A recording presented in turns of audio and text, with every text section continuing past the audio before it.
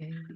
I'm honored to be here today with Dianelly Antigua, whose book, Good Monster, is one that we're going to be talking about that's coming out soon. And we hope that you will like all what you hear and be willing to buy a copy and read these wonderful poems for yourself. Welcome, Dianelly, to South Florida Poetry Journal's interview series. Thank you so much for having me, Judy. This is so exciting. Thank you. After reading your book, I was more excited than ever to meet you. And I am just amazed at the wealth of source materials and forms that you used in this book. It's not at all a monotone kind of collection. You have sestinas and pantoums, you have self-portraits and diary entries and sonnets, sections of sonnets, and Mm. it just is amazing. You said in a presentation that you gave for Creative Mornings, it was about remaking and making sanctuaries. You Mm. said that you used 36 journal volumes as part of the source material for this book. Yeah. And you even have a playlist on Spotify, which is amazing. I've never seen that done before. Can you Yeah. tell us a little bit about the process of bringing this wealth of materials together and making it into a collection? Yeah. Well, I'm so honored that you listened to my Creative Mornings talk about making and remaking sanctuaries, personal sanctuaries. That means so much to me. Um, yeah, so with the journals, I've been writing since I was 9 years old in journals. My oldest sister gave me a journal for Christmas, and I just started writing in these journals and accounting things that, 9-year-olds do. I was obsessed with the Backstreet Boys at the time. I had a crush on the boy in my history class. I was writing about things that 9-year-olds write about. But as time went on, I didn't realize how much I needed these journals really in order to survive. I lived in an abusive household. I was also a part of a strict religious system. And in both of these situations, I found myself unable to voice things that I needed to say.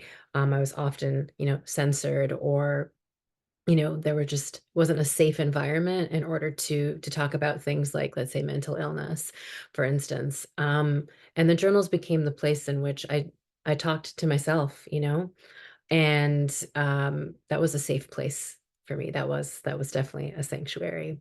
But then if you fast forward, a few years after, filling about, at this point, it's about 40 journals.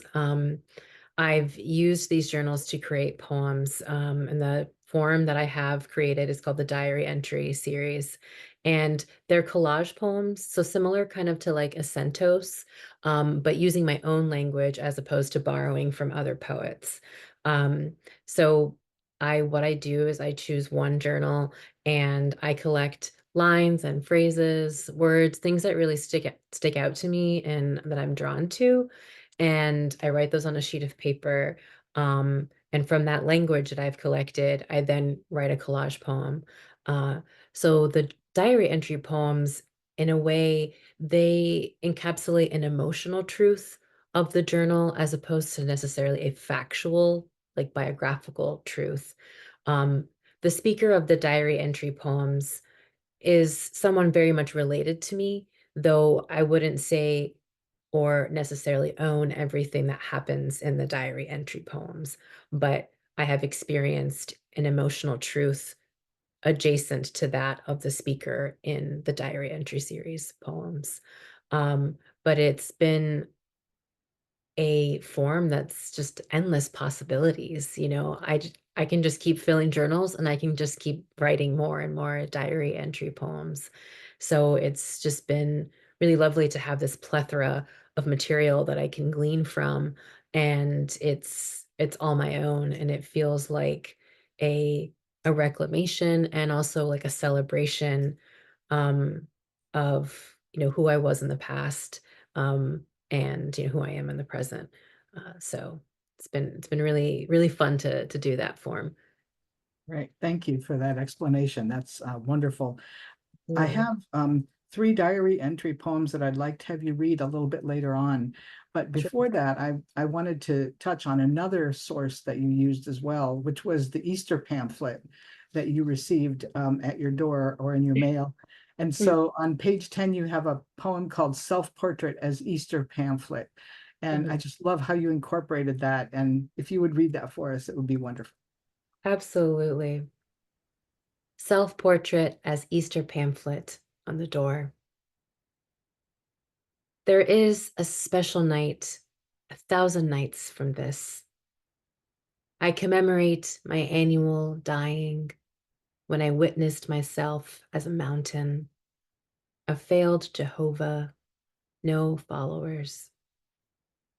I'm trying to reach the congregation inside me. Please join us for the death. You are welcome to attend. I'm trying to remember my giving up. Location, date, and time. Was it in the meadow by the old school? Was it April? Were kingdoms lining the hall to the bathroom when on hands and knees I crawled to the toilet to find that my cup had not passed, but lived inside my gut, silver chalice and all. I forget who witnessed the first time, who stood in the watchtower on the hill, placed a Bible at my feet.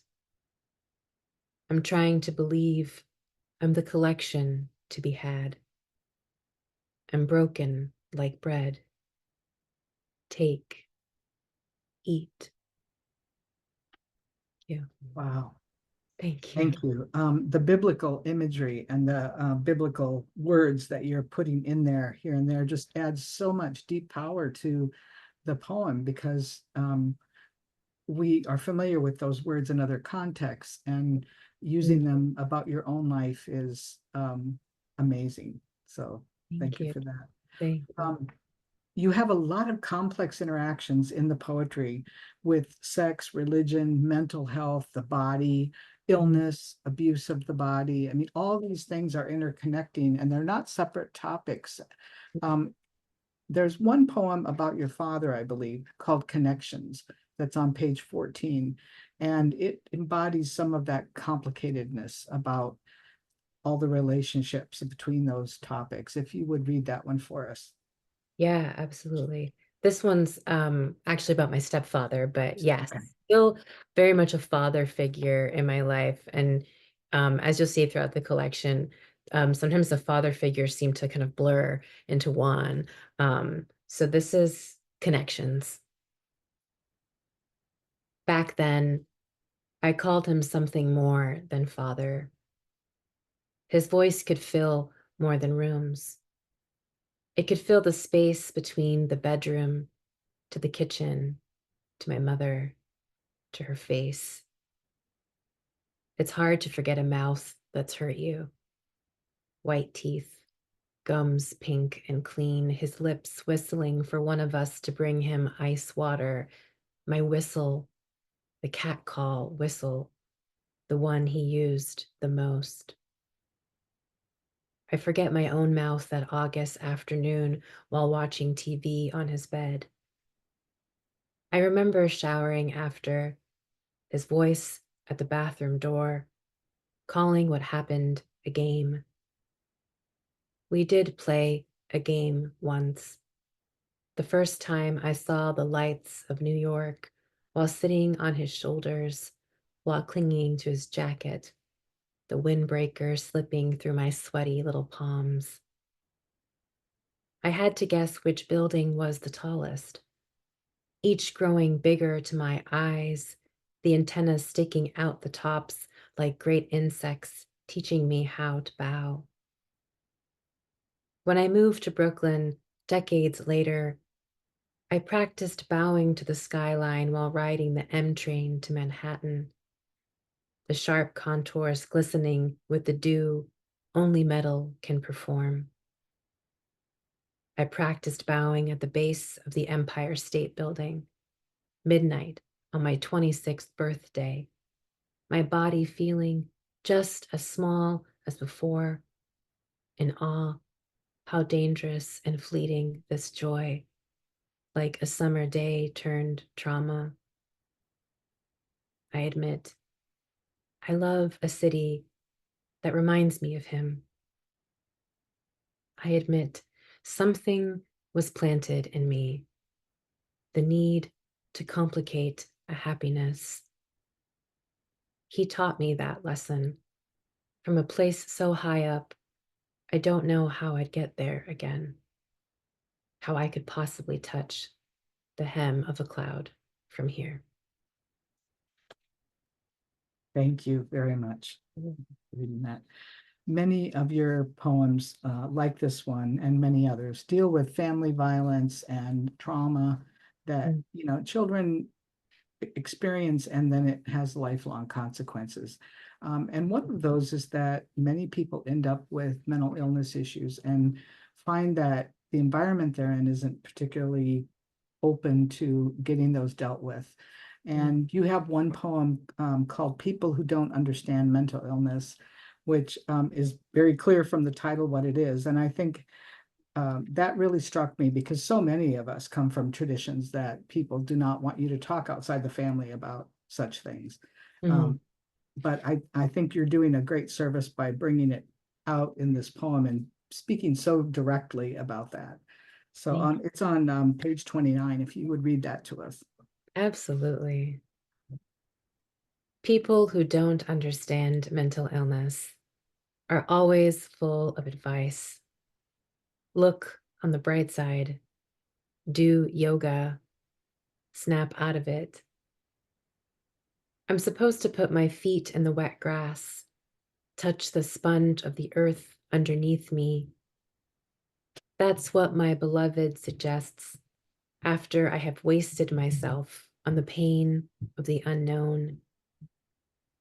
Enough with distractions. Enough watching Temptation Island reruns, creating scenarios where I am the jealous woman watching her lover take body shots off some busty blonde. I'm really just sad about death. All the deaths this season makes and remakes. So I put my feet in the damn grass, get them as wet and grassy as I possibly can. Stomp them like a child playing in the mud.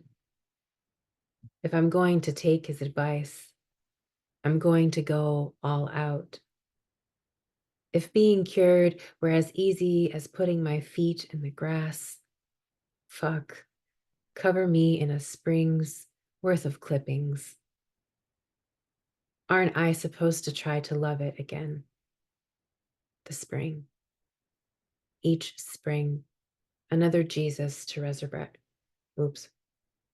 Each spring, another Jesus to resurrect. Each spring, another rotten egg. I thought I was supposed to leave all my bodies buried, but I look for them, my fingers deep in the mud now, scraping the ground with what nail stubs I have left. Thank you. Thank you.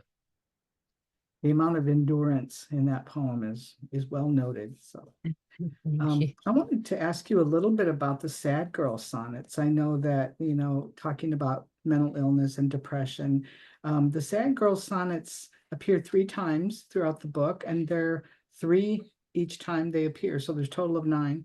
And they separate the different sections of the book, and they're kind of an interlude. Can you talk about over what kind of time period these were written, if why the sonnet form is, how those came about? Absolutely. So the Sad Girl Sonnets I wrote when I was doing my thesis semester in Florence, Italy. This was during my MFA at NYU, and I was, blessed with a fellowship to go to NYU Florence and spend the semester there. But unfortunately, a month before I left, I was broken up with my long-term partner.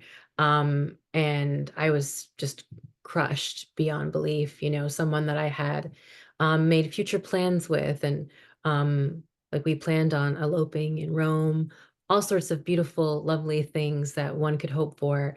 Um, and, a month before I left, it was gone. So I had to reimagine my life. I had to um, right into the sadness too, as well. So while I was in Italy, I decided to embark on a project of writing sonnets the entire time. And I was very clear with myself, these are all breakup sonnets, and as I continued to write them, I'm like, oh, this is a sad girl. These are sad girl sonnets. And during that time period of the 3 months, I wrote 25 sad girl sonnets. You only see 9 here in the collection. I chose the best ones. But I think that at some point the other sad girl sonnets will emerge. Maybe not in a book, but perhaps just, on the internet, published elsewhere. But yeah, there's 9 here. And for me, the sad girl sonnets was a way to think about the sonnet form, and really subvert it in a way that felt right for me, a woman in the modern age. Um, I don't worry too much about meter. That's not anything that I really wanted to focus on. To me, what was most important was the container that is the sonnet form, which is 14 lines, and then there being some type of volta, a shift or a turn within those 14 lines. That was what interested me most about the sonnet form. So it was just an intense study on continuing um, to just honor that container of the sonnet form over and over and over again.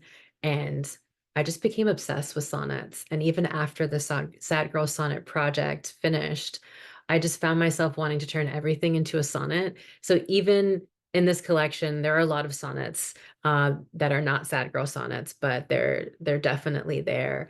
And a good poet friend of mine, Oliver de la Paz, has an entire book of sonnets. His book is Diaspora Sonnets. And we have lovely conversations about the sonnet form and the things that we've done with them and that feel, right for us, especially both of us being, people of color, and how do we, reclaim a form that in a way wasn't meant for us. Um, and it's been again, an exercise on reclamation. And I've loved being able to bring in this raunchy, kind of like clear-eyed speaker in all of these poems, as she talks about, sex and love and depression, and then also just like things that are just so beautiful and lovely, the travel that she's doing, different experiences that she's having. So it's nice to be able to, have all of those different levels, happening within the sonnet form at the same time. Yeah. Great. Would you be so kind as to read us Sad Girl Sonnet 9? It's on page 45. There are so many, it was really hard to choose one. And if there's another one you'd like to read, I'm open to it, but I love number 9. Yeah, absolutely. And with number 9, like biblical references are all throughout my collection. Um, and number 9 is one that I feel like if you don't know the story of Leah and how Jacob worked for Rachel for 7 years, but ended up getting Leah instead. And that's just an interesting story to me. And I find that it's important to understand that story a little bit more, to truly appreciate the poem. Um, Here's Sad Girl Sonnet number 9. I'm an inspiration for returning. The married man goes back to his wife, puts his lips back on the beer bottle. I return to a country that loved me once, get drunk at the same bars. In the dressing room, nothing is the right size. I buy the shirt anyway, save the receipt. In the Bible, 7 years is a short time to grieve, to work for the same woman. God, I've replaced every Leah with more Leahs. They're on the screens and they're moaning. If I could turn my back on them, I would. but they're so beautiful, and their assholes are always bleached. I rewind to the part when the man enters the room. I rewind to the part when the man enters the room. Thank you. Thank you. Thank you. That was a I'm fun glad one. yeah, yeah. All of the sad girl sonnets have some fun in them, even though they are Yeah, sad breakup poems. There's some humor, I wouldn't call it snark, but there's some humor that's really great in there. absolutely. Definitely. There's humor there. And I think like that's one of the ways in which I've been able to cope with all of these heavy things that have happened in my life. Being able to um be able to bring some humor into them, and not just in the sad girl sonnets, but I think even in some of the poems I've already read, Mhm. especially like people who don't understand mental illness, like that's dark humor there, um but then also there's a lot of realness there as well.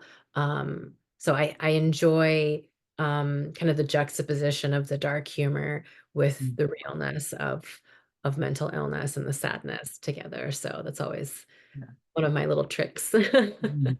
That's great. It works so well.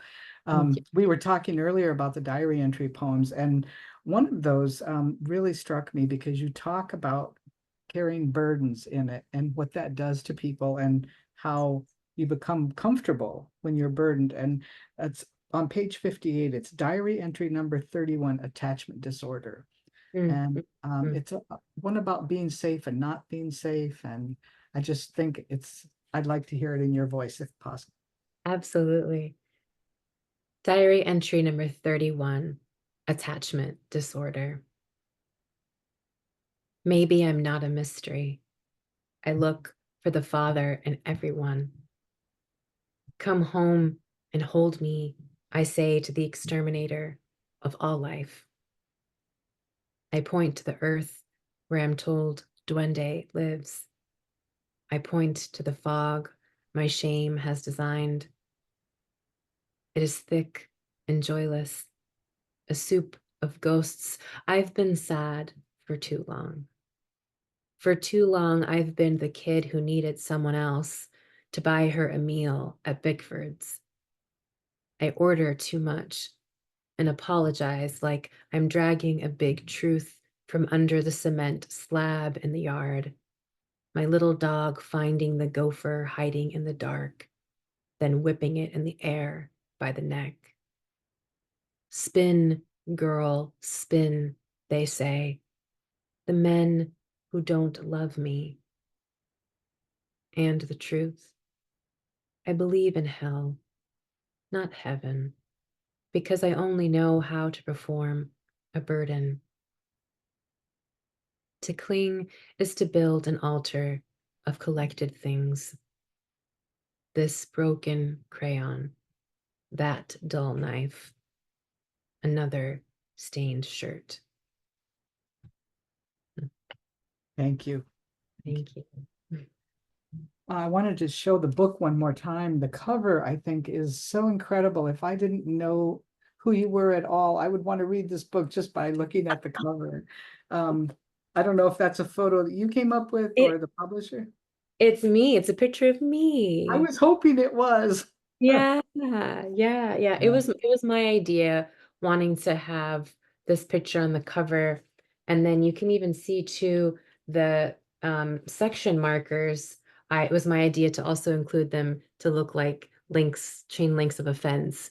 So Oh, um yeah, it was nice to be able to collaborate with the book designer on some of my hopes for the book.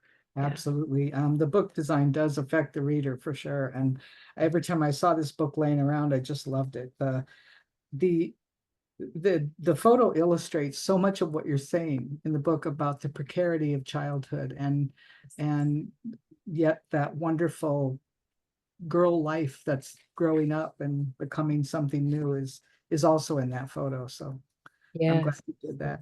Um, the title of the book, Good Monster, I first encountered in a diary entry number 34, Epigenetics.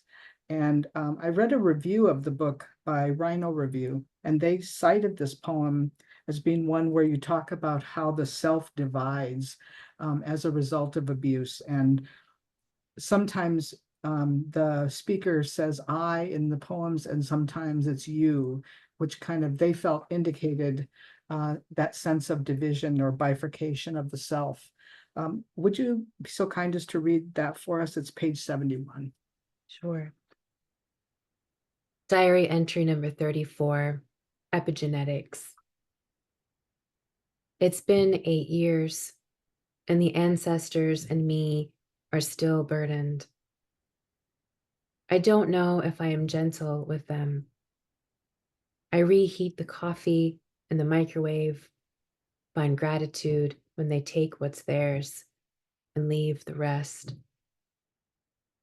There will always be scarcity, less food, less Klonopin, which is to say, I own a legacy of fear. Tonight, another grandmother is dying, and I cannot heal her. But I line up my idols like bruises on my belly and perform a nostalgic ritual. I shower with my clothes on like I did as a girl with a man who wanted to be my father. When I became a little bird, helpless to affection. Did he make me a good monster or a bad one? I can keep my cage clean, wipe my mouth with my thumb. Such a powerful poem. Thank you. Thank you. Um, and speaking of the book title, that phrase "good monster" can also be found in the final poem in the book. And um, when I got to this poem, I just felt a huge sense of the possibility of joy and the possibility of healing. Yes. And I know that that's why you put it last. So you would take your reader there, right? Um, and so I would just you're not suggesting in the poem, I don't think, that you should get rid of your pain. You're suggesting that there's a way to embrace it and and live beyond it, Mm. but have it be there. And maybe you want to talk more about it before you read the poem, but Yes, absolutely. Yeah. So the last poem is called I Buy My Monster Roses. And there's a backstory to this particular poem. If I can share it, that would be yes, great. please. Yeah, so it was 2022 April. I was doing a residency in Portland, Oregon, and it just so happened that it also my time there, because I was there for a whole month, also coincided with the 10-year anniversary of my grandmother's passing, April 25th. And I was going to be away from family, and not have that support system. And my grandmother played a really big role in my life, and I dedicated my first book to her. And even after her passing, marked um, a kind of the beginning of my reckoning with my mental illness, where the hospitalization started and, starting therapy, all of these things. It was almost kind of like the catalyst. It was the last straw, really, was her passing. My system couldn't really handle all of what had happened, up until that point. Um, and so I felt like when I woke up that morning on April 25th, I wanted to feel um, joy. I wanted to feel her presence. Um, and my grandmother's name was Rosa, which is Spanish for rose. And she loved roses, especially like light pink roses. So, I'm a lowly poet, and I wanted to get a bouquet that was like a grand bouquet. So I went to Twitter, and just was like, hey, this is my Venmo. I want to get a beautiful bouquet to honor my grandmother on this day. Any donations would be much appreciated. And like Twitter answered, and in my Venmo, there was like just enough money to get this beautiful bouquet of roses wrapped in like this burlap with this beautiful like light blue bow. To this day, it's the most beautiful bouquet I have ever like witnessed in my life. And it came that morning. And you know, but when I ordered the roses, you know, they give that space for you, like, oh, if you want to write something in the card or something like that. And I was like, you know, I think I want to dedicate this to my monster too, you know. And I believe I wrote something like, oh, you know, for my monster, you know, you deserve roses too. So it was just this kind of like weaving of like wanting to honor my grandmother and also wanting to um honor the monster that has just held all of this pain. Um, and it was just so nice to be able to have those roses on that day. Um, and this poem came out of that experience. So I'd love to read it. I buy my monster roses, though the people on the internet help too. They send money by pressing a small button on their screens. It would be disingenuous to claim all the credit. We can't heal or hurt alone. I sniff the top of each rose like a newborn's scalp, fresh skin and hair only a few days picked. I try to arrange the flowers on my bed, create a romantic scene like all the 90s rom-coms I still watch. I'm stuck in the past. I know. I'm stuck in the present. I know that too. I thought the roses could be a cure, and maybe in a small way, they were. Each petal I plucked so gently from the stems gave in to me. Wonderful, wonderful. Thank you. I know that when you talked with the Creative Mornings group and talked about sanctuary, making and remaking sanctuary, you said at one point that words are your sanctuary.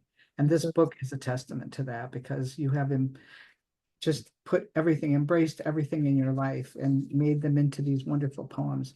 I can't thank you enough for being here and sharing your work with us and reading your poems for us. It's been absolutely wonderful. It's been an honor. Thank you for the opportunity to share these poems, to share my monster with you. Mhm. Um, she's grateful. I'm grateful. So thank you so much, Judy, for this beautiful opportunity. You're very welcome. Thank you. Thank you.